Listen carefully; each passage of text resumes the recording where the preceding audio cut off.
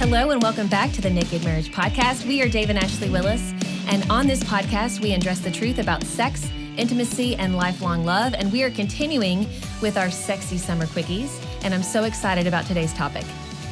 Yeah, it's really a good one. We're going to talk about how to get better in ways outside the bedroom that are going to help inside the bedroom. And then specifically, we're going to talk about how the dynamic changes with sex after having kids and as time goes by through different seasons of life, how the whole dynamic of your sex life can change and how you have to constantly adjust to those changes.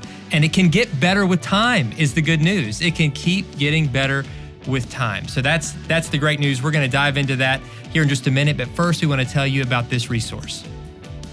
You know, we spend a lot of time watching shows on a lot of different streaming services, but I'm so excited that we finally have a streaming service dedicated entirely to marriage content. It's like a 24/7 all-access marriage conference right to your living room or your phone or your bedroom. It's all of the marriage content we have here at Marriage Today and XO, and we want to tell you about it. That's right. It's called XO Now, and it is amazing. You can get it in the privacy of your own home by going to xomarriage.com/now, and you hear from all different speakers, including Dave and I, and you also hear from Jimmy Evans and many other marriage speakers from all of our different conferences and some different exclusive videos as well, so check it out.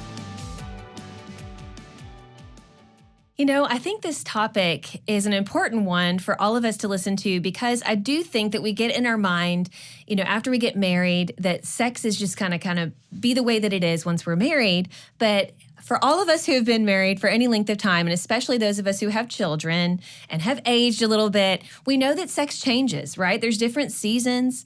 Our bodies are changing. Even our minds are changing. Well, and your dynamics are changing. We were reminiscing on a funny story. He has a huge smile on his face because it's one of his favorites. Yeah, okay, so... Oh my gosh. So, like, when we were young, I think it's great. Can I tell the story?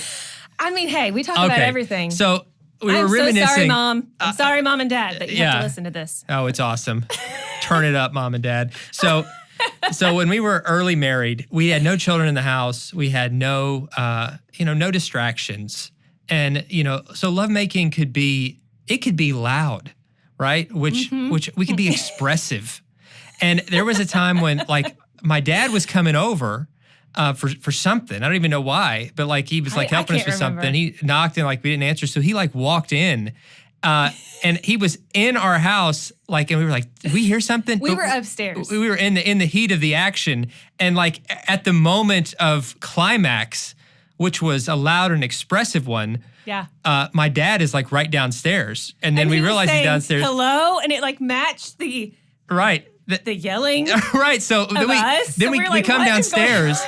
Come downstairs and we're like, oh, hey, Dad. And I felt awesome. Ashley felt like dying of embarrassment. To go, like, crawl in a cave. And I've never felt like more like, yeah, Dad, that's how we do it in this house. So, oh my gosh. But then we were reminiscing on the fact that now we have well, he asked me, we're talking about children this at home. Let me just say this. He said, yeah, I remember that. He goes, why aren't you loud like that anymore? And I was like, seriously? I said, 2 of our boys are teenagers. Our bedroom is on the first level. I'm like, and they're often in our family room, which is within earshot. They're usually on the other side of the door. And so we've gotten it, we're like we're trying to win an award for how quiet we can be, which can be hot in its own way, but I'm just like, I'm ready to invest in soundproof walls. Like, get some paneling. Really like, why aren't you loud anymore? And it got us thinking about how things change over time, like little subtle things. Yes. And you have to make adjustments. Like right now we have a house full of children that don't want to hear their parents experiencing loud orgasms. And so we have to keep that in mind. I can't wait for them all to move out because we're going to be the freaky, loud, empty nesters one day. I'm already making plans. Or maybe a boarding school. Have we looked into this? Oh, goodness, sweetie. I was telling Dave, I had this friend in high school who would give me play-by-play about her parents because her parents' room was next to her room, and she always knew when they had sex because they were very loud, and then they used a condom, and she would hear it flush, and I just remember all the details, and I was like, I don't want to do that to my kids. It was very, very specific. But I'm saying, like, it burns in their memory, okay? So you have to just be a little mindful of that, right? Yeah, well, I think coming back to the issue at hand, because now my mind's all over the place. But I know. It's, you got to if you want a better sex life through the years, whether you have kids or not, you've got to keep getting better in other areas outside the bedroom. And we've talked a lot about communication in the past, but this is more than just communication. I think you've got to say, like, all right, we've got to get on the same page with everything. Getting on the same page with parenting helps you have a better sex life. Getting on the same page with your goals and your finances actually helps you have a better sex life. Any part of your life where you feel like you're not unified and connected, like that will manifest itself in the bedroom. Mm-hmm. And so you got to make unity your goal in all parts of your marriage if you really want to fully experience unity in the bedroom. Absolutely. And I think a lot of it comes down to understanding. Like when we feel like our spouse isn't listening to us or doesn't care to understand us, it doesn't make us want to go have sex. I mean, because it's this culmination. Again, we've talked about this in every episode. Sex is the physical culmination of all the intimacy that is leading up, that is outside of the bedroom. And so, if you constantly are fighting, or if you feel like you're never listened to, or that your spouse is dismissive towards you, it just doesn't put you in that mood. And so we've got to be really tuned into that. And I think sometimes too, especially with those things about not being understood, sometimes we're not even telling our spouse that we don't feel understood. So it really is on us to go to our spouse and say, listen, I am so sorry that I haven't really been in the mood lately, but it's because I just feel like you're not hearing me on this one issue. And, we have a whole podcast on getting on the same page when it comes to raising kids. And we went kind of through this. Like there was a time when I just felt like Dave wasn't really hearing me on how I felt about disciplining our kids, and that he didn't have the desire to get on the same page as much as to the level that I wanted to get on the same page when it came to this. But when I actually talked to him about it, it wasn't that at all. He really didn't realize where I was in that process. I didn't realize how frustrated you were or how much of a disconnect there was. And that's why you always have to talk about these things. You can't make assumptions. Assumptions kill marriages. Communication helps marriages. And once we got on the same page with that, it helped tremendously in every part of our marriage. Yeah. It's so true. I think some people, like, they're in this kind of weird dynamic where they want to fight so they can have makeup sex. Right. Which, I think that's an unhealthy way to look at it. Not that you can never have sex, on the heels of a big disagreement and kind of channel that passion that was anger now into something else. But in the long run, that's not going to... That can't be your MO. No, that can't be the MO. That's kind of messed up if that's your go-to. Right. It needs to come from a place of peace and unity. And that's the desire. That's what a great sex life is built on.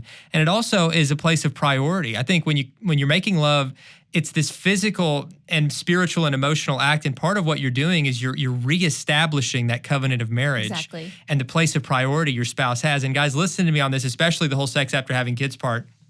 Your marriage has to come before your kids on the priority list. Mm-hmm. And I know some of you are just like, oh no, like my children come first. And we're this martyr for our children as if we think that's what it takes to be a great parent. That is not the way God designed it. It's not. And even in practical terms, that doesn't help you or the kids. Right. When a spouse puts their children before the marriage, and a lot of times we'll do this because we feel like I'm better at parenting than I am at being married. Right. And just to put it bluntly, my kids listen to me more than my spouse does, or my kid, I feel more connected to my kids than my spouse. We put an undue burden on our kids that creates a codependent relationship with them that's either going to make them run off and never want to be around you when they grow up, or even worse, it's going to perpetuate that codependent relationship into adulthood where you guys are like surrogate spouses to each other. Your kid can never have a healthy marriage because they think that it's this weird parent-child dynamic has to come first. Your marriage is going to be terrible. God designed it, our relationship with him is first. Marriage is second. For this reason, a man will leave his father and mother, be joined to his wife. The two will become one. Children come after that, and then everything and everyone else. The more you love your spouse, the more capacity you will have to truly love your children in a healthy way. But your spouse has got to be that place of priority. Your kids are going to leave. Your kids are a temporary assignment. Your marriage is for life. It's so true. And really, the more we prioritize our marriage, the better it is for our children. It's good for them to see that we make our marriage a priority, that we love each other, that we want to spend time together.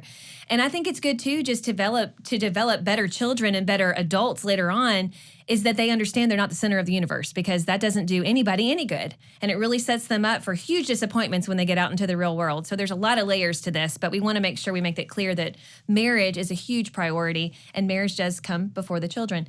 You know, we wanted to shift the conversation just a little bit and talk about how as we age, that our sex life can actually get better. I think sometimes we think it's not going to, because maybe our desire for sex is going to change, or our bodies are changing in a way where we're not wanting to do it as much, or we feel maybe insecure because we're gaining more weight, or we're, you know, our bodies have just changed. But that's really not the truth, because really sex is about so much more than just how we look physically. It's about, again, that intimate bond that we have with one another. And just think about it. You know, Dave and I just celebrated our 19th wedding anniversary. And when I look back and I just think about what God has done through our relationship, and like the rich relationship and bond that I feel with Dave through all the highs and lows, it makes sex and intimacy and all of it so much better, because there's this history that I have with one person that I've devoted my heart and my life to, and I love it. Like it doesn't mean it's been easy the whole time, or that every day we're just peachy keen jelly bean. It just means that we're really committed to each other, and it's awesome. I just had a flashback to this old guy that I used to work with at a pizza place when I was a teenager, and he had, you know, apparently like a great marriage and a great sex life, and people would say like, "Hey, how you your marriage so good like after all these years?" And he'd point to his gray hair and he'd say, "There's snow on the roof." And then he'd wink and say, "But there's fire in the furnace." Oh my gosh. And I love that.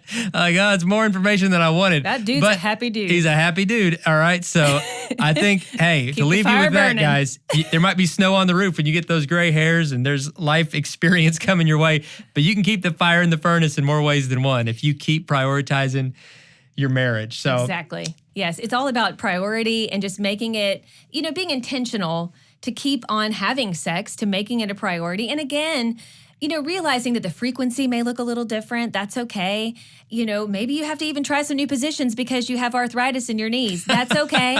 Like, it doesn't matter. We even have friends where, you know, one of them has MS, and they are, I think they're in their 50s now, and we had lunch with them not too long ago, and they are like teenagers, and we were asking them about this because it's a practical thing, and they try to help marriages as well, and they kind of giggled, and they were like, "Listen, you have to be creative, but creativity is awesome, and we find ways to be creative, and we have an awesome sex life." Don't lose your sense of humor with it. That's so, important too. You don't laugh at each other, but be able to laugh together and to enjoy it and to have fun. Exactly. Just have fun. And through the years, you can keep having more and more fun as your friendship grows closer, and your sex life can get better with time. Like Ashley said, it might look different than it did. You might have to make some adjustments, but it can keep getting better. And if your sex life is suffering, then do an assessment not just of the sex life itself, but in all parts of your marriage, because sex life is usually a manifestation of what's happening in other parts of the marriage. And so it might be an opportunity to look outside the bedroom to find out what are the factors that are really making an impact inside the bedroom. That's right. Thank you all so much for listening. We hope that you join us next time on another Sexy Summer Quickie. We will see you then. Bye, guys. Hey guys, we want to let you know about a resource that we are so excited to share with you. It is our book. It's called The Naked Marriage. It's available as a paperback, an ebook, and an audiobook, which we narrated, which was a lot of fun. In The Naked Marriage book, we go back to the biblical truth of what marriage really is. And it's a naked marriage, one with transparency and honesty, one with sexual fulfillment, one where you're connected in every single way. And this book shares a lot of our own stories, our struggles, things that we've overcome. And we believe this book could make a huge difference in your marriage. That's right. So if you want to grow closer to your spouse than ever before, make sure you get a copy today, or you can listen to the audiobook. You just need to go to nakedmarriagebook.com.